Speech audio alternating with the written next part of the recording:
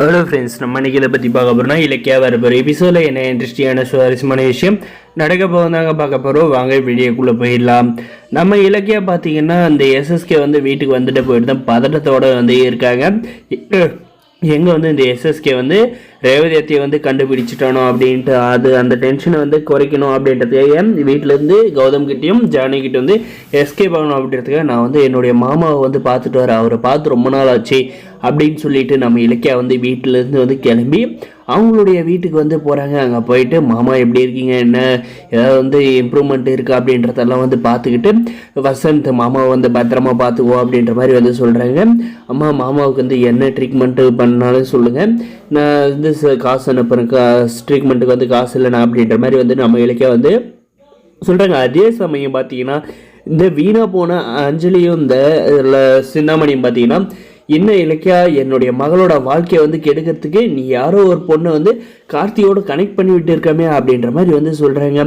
அதுக்கப்புறம் நம்ம அஞ்சலியும் பார்த்தீங்கன்னா இந்த கார்த்தியோட வாழ்க்கையில் நான் மட்டும்தான், என்னை தவிர்த்து வேறு எந்த பொண்ணும் வந்து உள்ளே வர முடியாது, மீறி உள்ளே வந்தால் உங்களுடைய குடும்பமே வந்து சந்தோஷமாக இருக்காது அப்படின்னு பார்த்தீங்கன்னா நம்ம இலக்கியா வந்து கோவப்பட்டு கடிக்க வந்து கை வாங்கிடுறாங்க. அதுக்கப்புறம் பார்த்தீங்கன்னா அடிக்காத போனால் போட்டு தங்கச்சி அப்படின்றதுனால விட்டுறாங்க.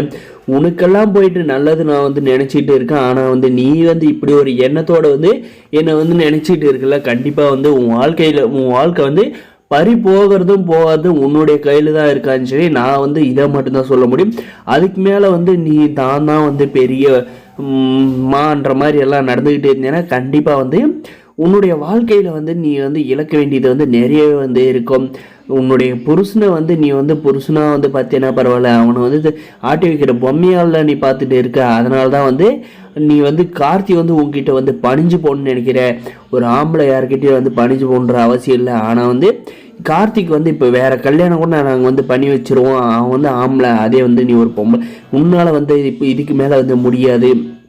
ஆல்ரெடி வந்து ஊரில் எல்லாம் வந்து உன்னுடைய பேர் வந்து நாரி போயிட்டு இருக்குது. இப்போது பிறந்த வீட்டில் வந்து சந்தோஷம் இல்லாத அதே மாதிரி புகுந்த வீட்லேயும் போயிட்டு ஏமாற்றிட்டு வந்தவன்ட்டு உன்னை வந்து ரெண்டாதாரமாக கூட எவனும் வந்து கட்டிக்க மாட்டான். நீ தேவையில்லாத வந்து நீ வந்து இந்த மாதிரி வந்து நடந்துக்கிட்டு இருக்காத, உன் வாழ்க்கையை வந்து காப்பாற்றிக்கிற வழியை பாரு அப்படின்ற மாதிரி வந்து சொல்கிறாங்க.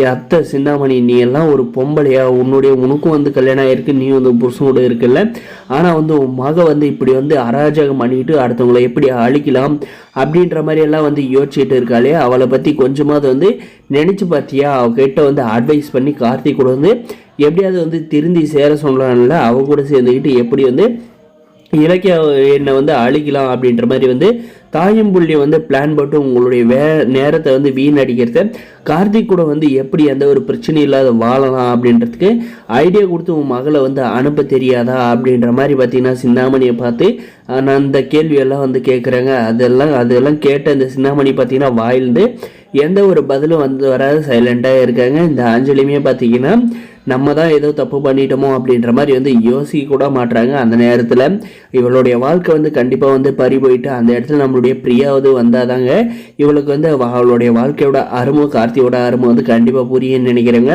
இந்த வீடியோவுக்கு லைக் பண்ணி மறக்காது நம்ம சேனலை வந்து சப்ஸ்கிரைப் பண்ணாதான் மறக்காது சப்ஸ்கிரைப் பண்ணி அந்த பெல் ஐக்கனை வந்து ஆனில் போட்டு வச்சுக்கோங்க. முடிஞ்ச வரைக்கும் ஸ்கிப் பண்ணாத பாருங்கள். தேங்க்ஸ் ஃபார் வாட்சிங் கைஸ்.